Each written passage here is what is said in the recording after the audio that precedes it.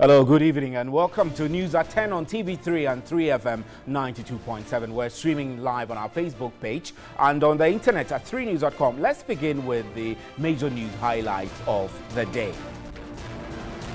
The Member of Parliament for Boko Central, Mahama Ayariga, has been found guilty of contempt of Parliament following investigations into bribery allegations against the Appointments Committee. The committee's report recommends that the Boko Central MP be reprimanded by the Speaker of Parliament in accordance with Section 35 of the Parliamentary Act of 1965.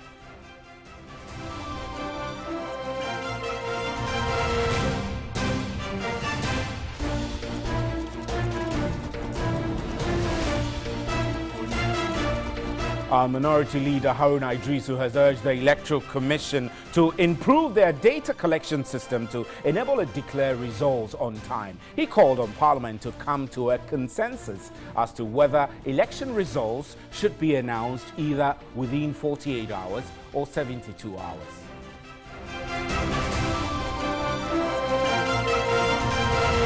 Deputy Chief Executive of the Cocoa Board, Dr. Edu Ampoma, says he is ready to take a pay cut following the recent public uproar against the huge salaries of top executives of the company. Speaking on the sidelines of a workshop by UTZ Cocoa Program Ghana, he said the move will save the country and Cocoa Board money.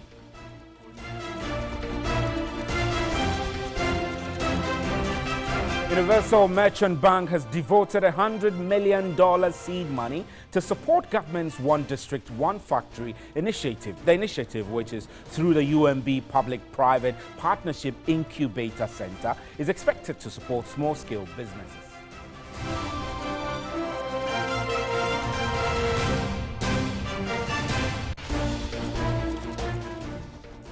The National Democratic Congress says findings of the Dr. Kwesi Botwe 13-member committee will determine if the party will organize early National Congress or not. The party's communications director, Solomon Inkansam, pointed out the committee's report will be used to restructure aspects of the party's political strategies into the 2020 elections.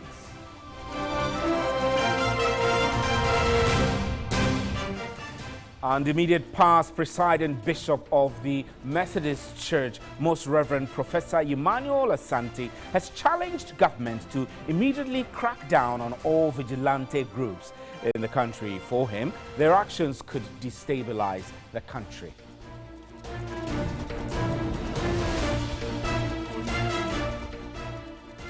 Those were our major news highlights. Up next is the big one. Please stay.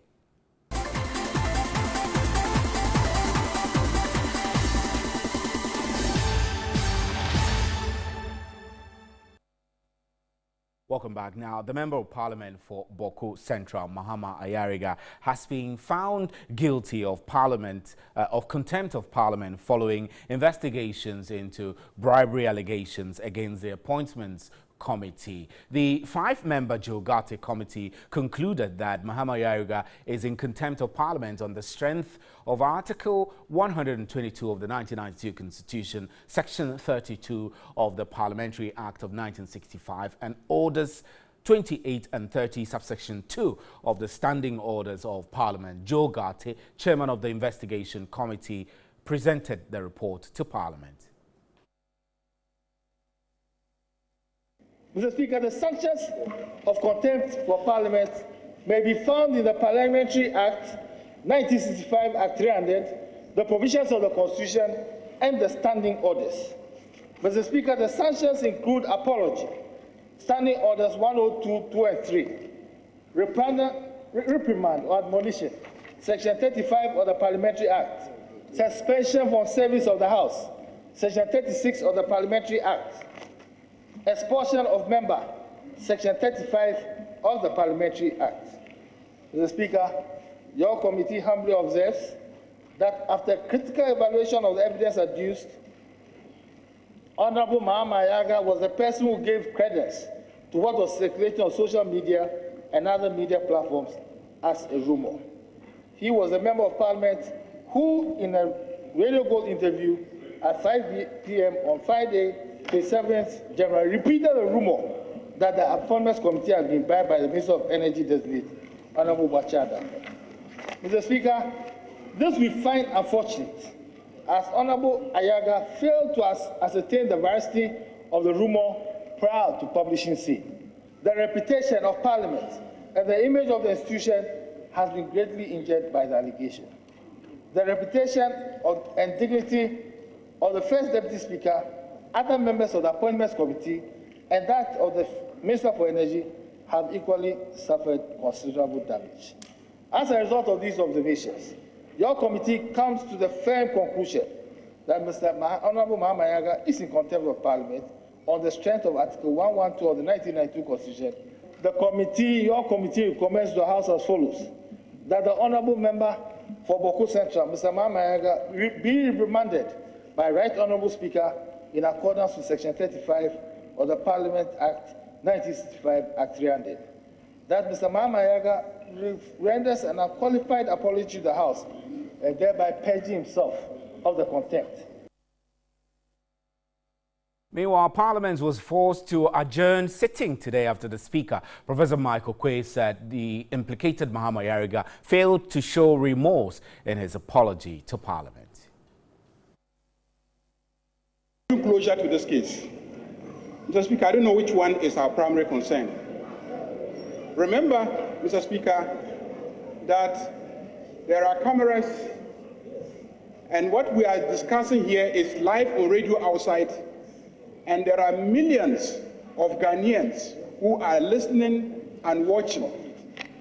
And Mr. Speaker, they are discerning minds, and they are listening to us.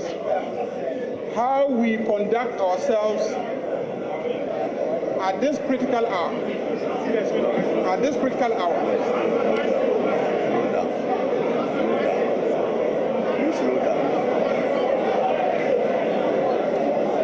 Don't let this go. You just go ahead. You go ahead. I guess for the second time, Honorable Ayariga, certainly Ghanaians have discernment, but that discernment is not devoid of the 275 people who, in their discernment and wisdom, have elected to represent them in this august House. For the second time, I am respectfully advising you to pursue a course in your best interest. You may continue. I have every intention to show you utmost respect and act according to your directives. But I will do myself grave injustice if in rendering the apology, I do not point out certain matters that I also feel are important for you to advert your mind to. Mr. Speaker, in the first place, you set up a committee pursuant to Order 191. First legal question is, does that committee have the power to come to conclusions relating to matters of contempt? Does it have the power? You set it up to find facts and report the facts to you. Does it have the power to come to conclusions on matters of contempt which are clearly spelled out in Order 30, 31, and 32? If you call a witness in any criminal trial, he should also cross-examine the other side, so that you can come to the conclusion that will enable you to exact criminal sanctions. You didn't do that. Mr. Speaker, if you say I should apologize, I apologize.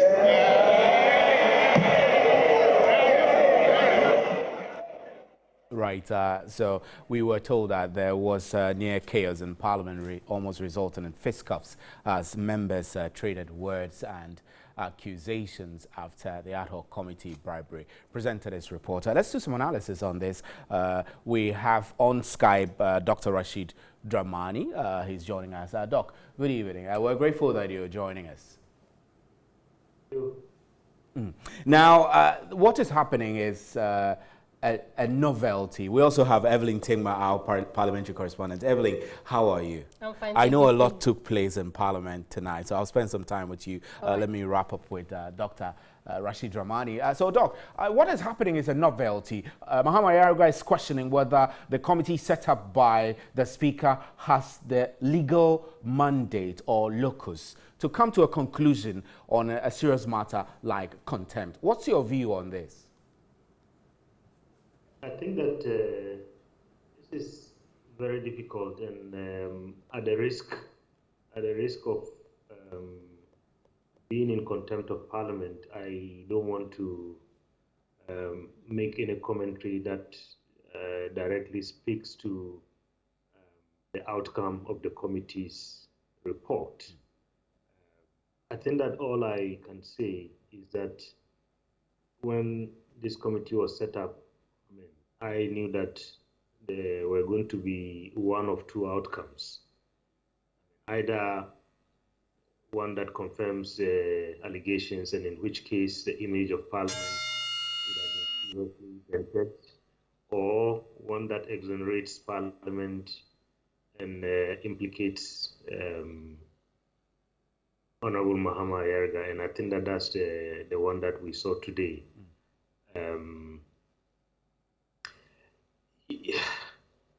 Honestly, I don't know what to say. I don't know what to say to you, but certainly I think our Parliament is going through very interesting times. And I think the hearings were in public. Most of us followed the hearings, and I just hope Ghanaians would make up their minds in terms of what they think of our legislative institution. Right. Dr. Rashid Dramani, I'll have you hold. I'll come to the studio. Evelyn Tingma, today you were in Parliament all day. I know you may possibly have been tired, but tell us about the drama you witnessed in Parliament, especially towards the end of the day tonight. Well, basically, for reporters sitting up there, it was so difficult for us to tell what exactly triggered that particular festival. I mean, but I saw Honorable Sam George and another MP, the Okangwe Central MP, and I actually cannot tell what exactly prompted that. But I mean, at the end of the day, members of Parliament, I mean, try to stop them, and that exactly, I mean, it was successful.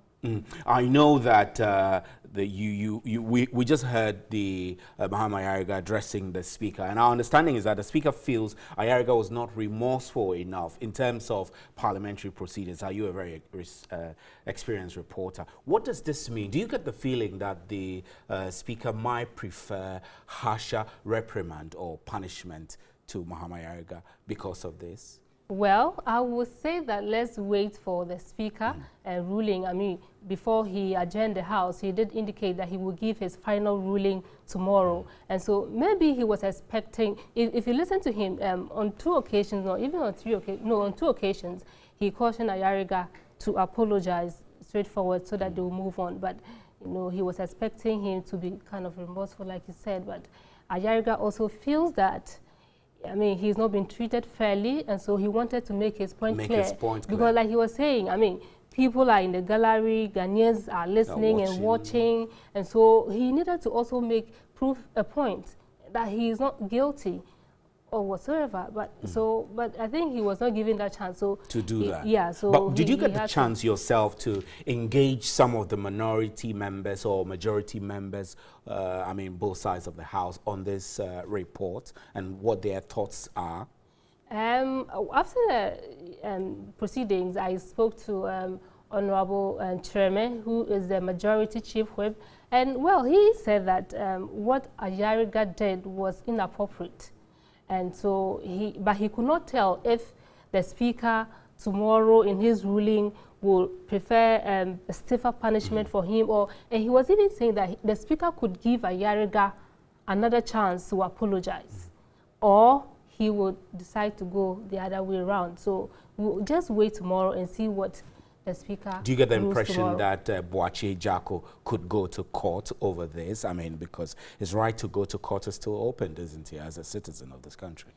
Well, I cannot tell. I cannot tell. If I tell you, I can say that I cannot tell, because I mean, listening to the report, I think he has been exonerated, because the report said that he was not guilty and he had not given money to members of the committee. So I do not see why he may want to go to court over it again. But I mean, it all lies on him. If he wants to, fine. But if not to, we wait to see. Right. Let's go back to Parliament and let's show you some of the chaotic scenes that resulted in near fisticuffs in Parliament. And this happened in Parliament a short while ago.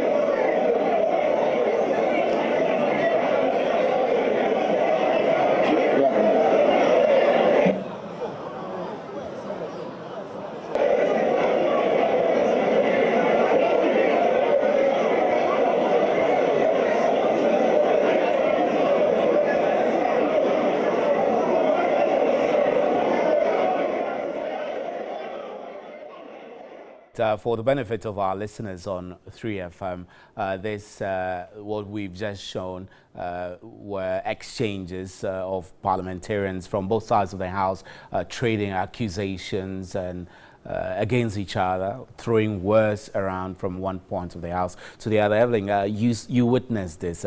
What are you saying about this?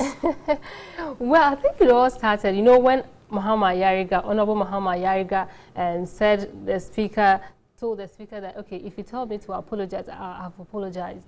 And then I think it didn't go down well with Honorable Joe Osei-Wusu. So Joe Osei-Wusu got up and he wanted, and Mahama Ayariga also got up. And then the members from the majority side were telling Mahama Ayariga to sit down. You get it? And so that started the whole confusion, so to say. And I don't know what Honorable Suhini was really furious about something. Somebody from the majority side said something that and then I think he didn't like it. So and at a point in time, then he was referring to his chief whip. I don't know what happened, what the chief whip told him, his own chief whip. I don't know what he said. And that offended him also. And then he started... All the scenes we saw. Evelyn Tingba, we're grateful that you passed through to give us that narrative. Much. Evelyn Tingba is our parliamentary correspondent. So let's go back to the Skype now.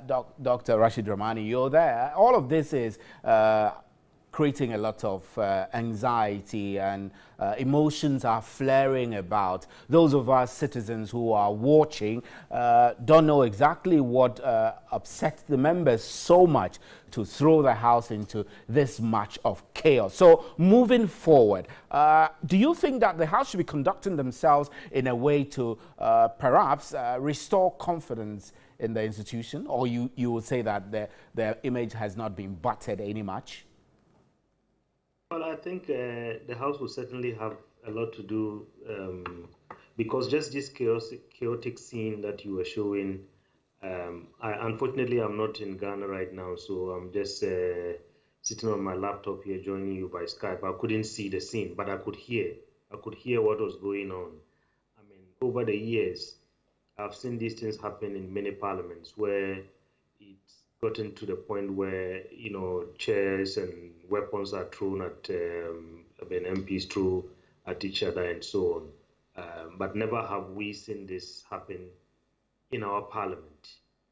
And already going into this scandal, I think there were a lot of things that have happened in the past that have created doubts in the minds of Ghanaians in terms of the credibility of our parliament. And this has only kind of muddied the waters. I mean, particularly what you've just shown.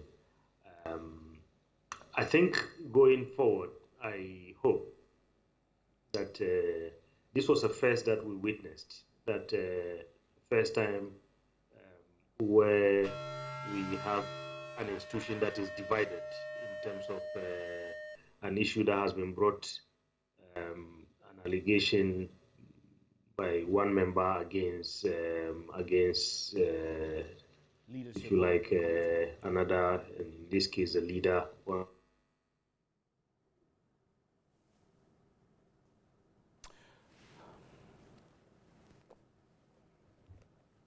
Right.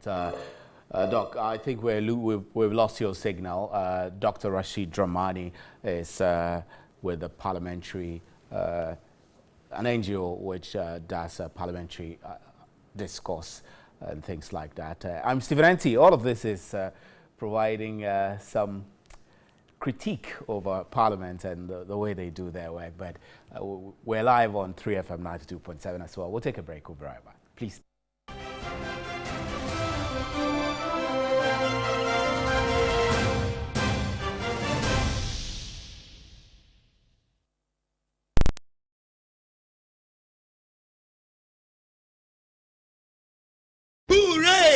Nya the new Star Times modern combo decoder bi. Ne boy 140 Ghana cedis per albania over 100 international satellite channels. Ahwe busumi bia no 15 Ghana cedis per ana ubetua. Ani we betime asi Star Time world nko so. Joining the new digital era. Now ni abusua enya de ekoso bi so faso. Star Times, Star Times, Star Times. Star Times only on Star Times.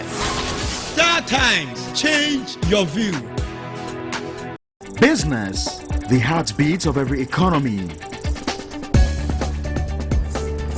The booze and the chairs of the stock market shows who's making profit and who's crumbling under the harsh business environment.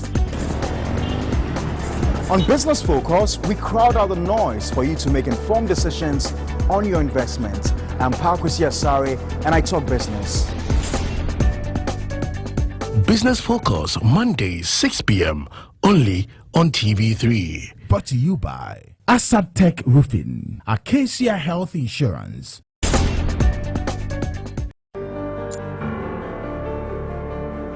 Everything you need to know. Captivating.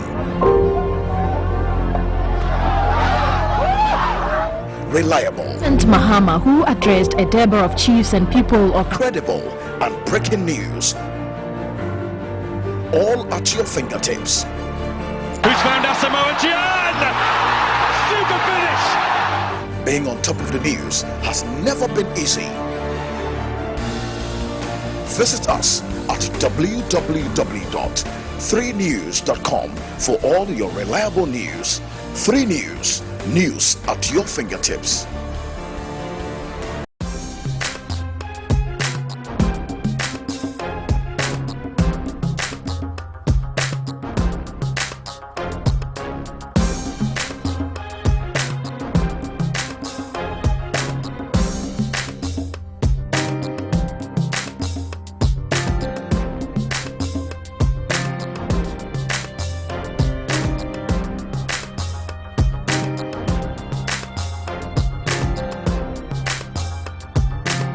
Watch New Day every weekday at 6 a.m. New Day is brought to you by Givers Capsules.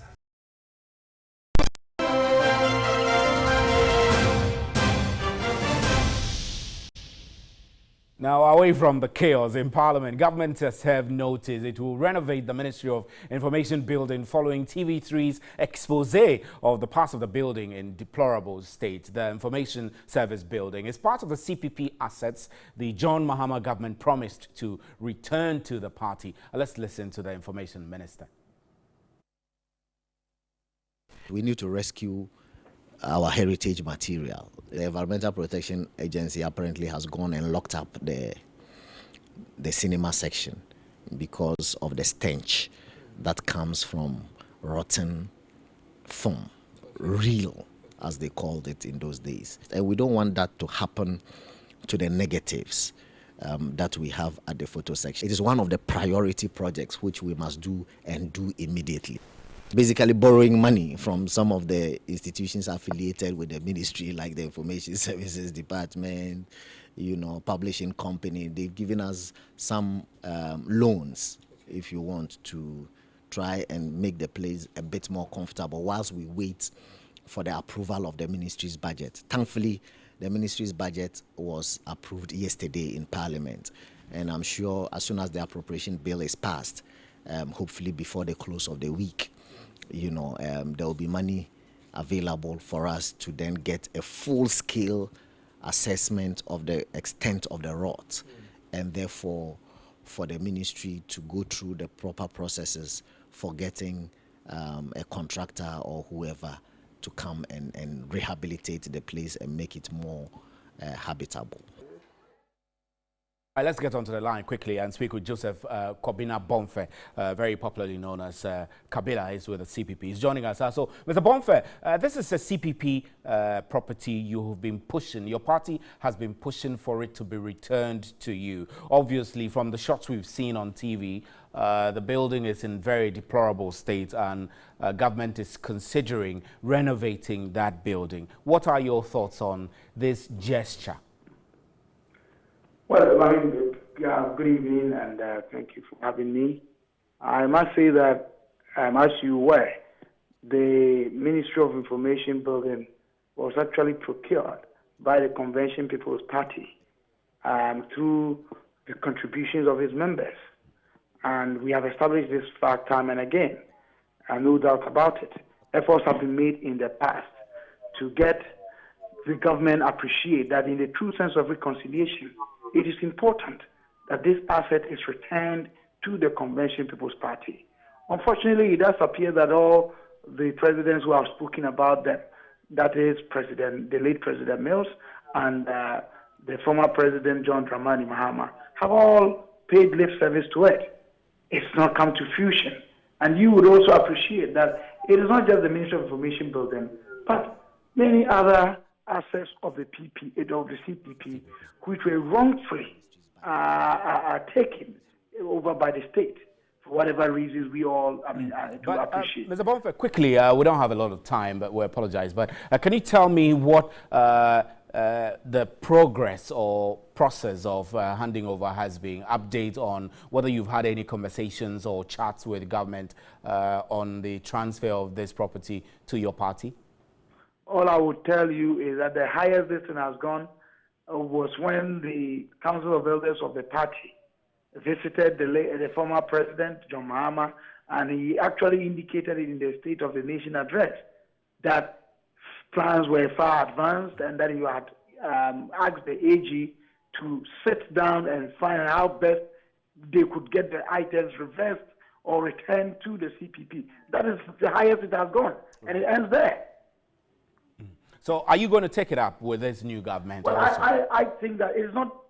It is incumbent on us as members, and I say this to the leadership of my party today, that it does appear that we are not going to get these things on the grounds of goodwill or on the grounds of so-called true reconciliation. these two parties don't mean well, we have got to fight for these things. Mr. Bonfa, we're grateful for your time. Thank you very much. Kwabena Bonfa is with the CPP. And this is how we draw the curtains for News at 10. Thanks for staying with us to watch us on TV and those who tuned in to 3FM 92.7. There is more news at 3news.com. Good night.